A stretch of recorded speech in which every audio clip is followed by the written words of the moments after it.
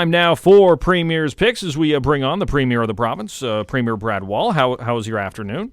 Hey, fellas, how are you? Good. I noticed that without the Riders playing, you went 4 for 4 last week. Congratulations. I can't blame the Riders, though. It's not like I've gone 3-1 every week. I've been doing much worse than that. But yeah, it was the blind squirrel who finally found 4 nuts this week. So found something anyway. I was 4 for 4 this week. Gary Nickel was 4 for 4 last week. The fans were the only one with a blemish. They went 3 for 4 because they had Ottawa. Wait a minute. Mm-hmm. Jamie. Yep. As I recollect, your proxy that you trusted also picked Ottawa. Yep. We've had this argument before. See, Premier Wall, I know this. I know you read this article on CFL.ca each and every week. I know you write on you make your picks every week, but it doesn't necessarily mean that your picks for the national audience are the same as your picks for the. They're always the same. The Green Zone listeners, really. They're always the Except same. for Are this they? week, then. Okay. So we're actually giving you that. Then you're just going to take that. He runs the whiteboard. We've told you that before.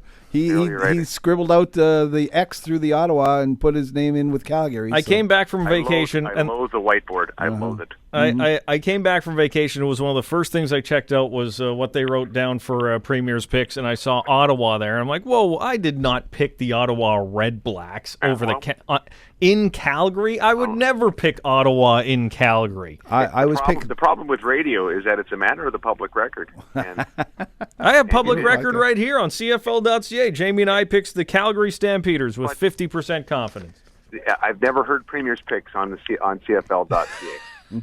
Never heard it. And here, that's okay. Jamie, do whatever you're comfortable with. Yeah, I'm good at that. I know Gary is too. He's in charge. But remember, I do remember that I was picking Calgary for him, and you guys pressured me out of it because you said Jamie always picks a wingnut choice during the week, so we switched it. That was Gary's theory, but it was a pretty good theory. I like where he was going with it. He said, Jamie always has one, I think, dark horse, or he even used the phrase you used. Jamie. So, Gary, you tried to submarine me last week without me on the air.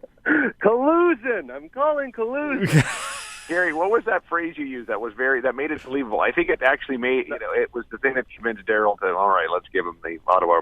It was the upset special. Jamie and I always says, and my upset special of the week is, he's very proud of that moment that he always has as well.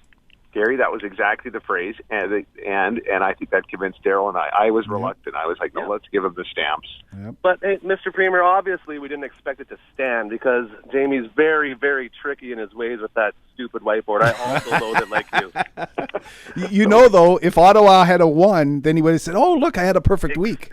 Exactly. That's the other very important point here that we're dealing with. Uh-huh. I think the three of us. That's all speculation. Nobody knows that for sure. I think the three of us who are not named Jamie Nye should start a new Twitter account called The Whiteboard. Mm-hmm. I think we should have a little fun. Everybody's just jealous that I'm leading the way on Premier's Picks, and they're trying to drag me back into the back of the pack with is anybody over 500 No, I'm the only one over 500 on Premier's Picks. Who was over 500 before you went on holidays? Nobody. Nobody. Nobody was. Daryl is a sports journalist, so he keeps track of these things. Stats. Numbers are my life. The first game up this week, and of course the fans are going up against the Premier this season, and right now the fans are leading by 1 on Premier's Picks, and the first game up for a vote for the fans. So the fans, you vote here on Premier's Picks by texting 306-306. The first game to vote on is Montreal in BC. That's where we're going to start with the Premier. Who do you have this week as the Montreal Alouettes have to travel way out west to British Columbia? I like the Lions. Gary Nickel.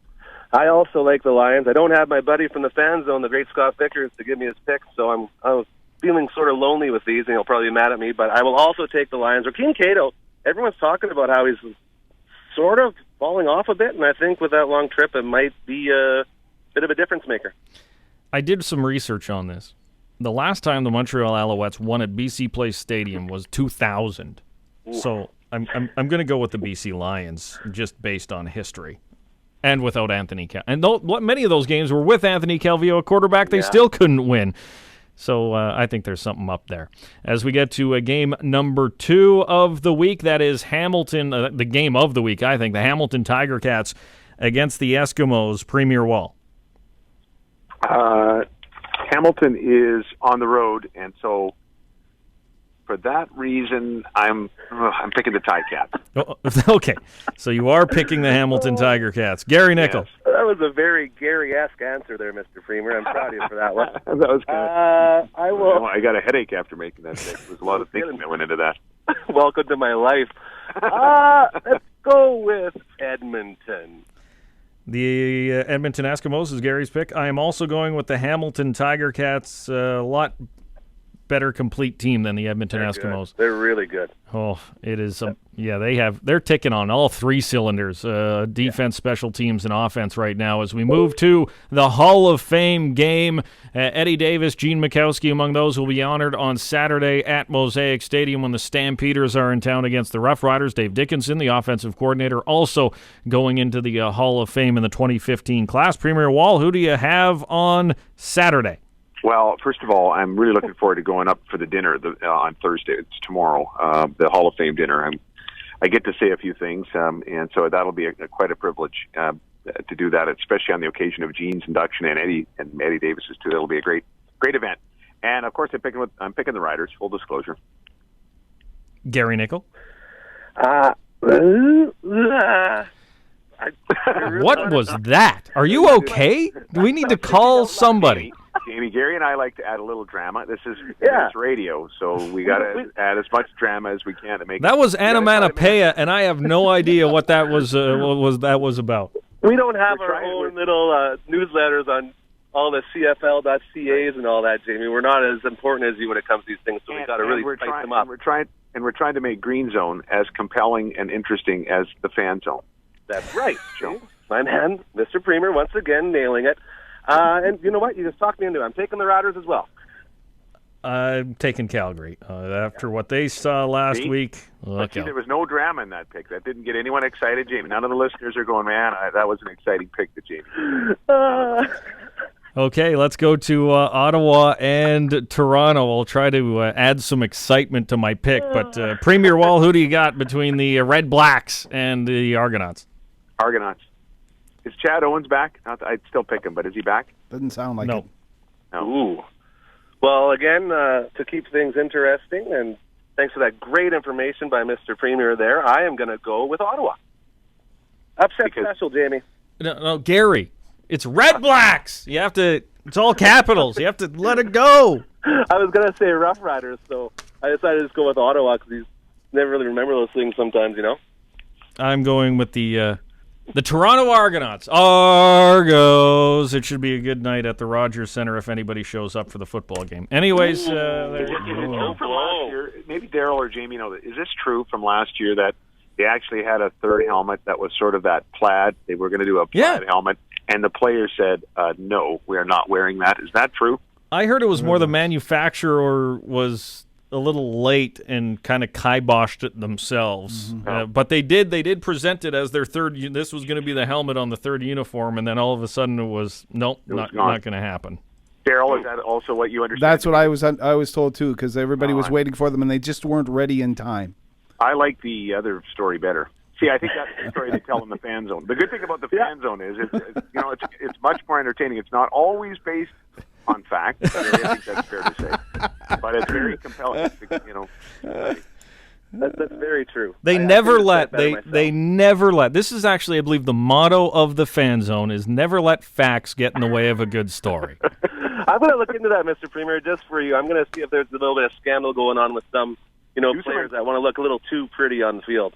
Do some investigative journalism. Just try to get a quote from maybe Henry Burris does a quick interview and says, "Yeah, I was not wearing that helmet. I kiboshed it." That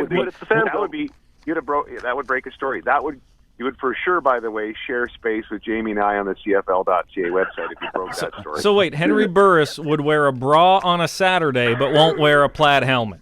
Oh, I am not commenting on that at all. Anyways, that's it for Premier's picks. The Premier going with BC, Hamilton, Saskatchewan, and Toronto. Enjoy the Hall of Fame dinner tomorrow night, Premier. We have Gene Mikowski on the show coming up in 20 minutes or so right here as a great member of the Saskatchewan Party Caucus. He's the best. He's the best. Well, thanks you guys. Thanks for the show this afternoon. All right. There is Premier Brad Wall, Gary Nickel of the Fan Zone, heard every game day during the game right here on 980 CJME.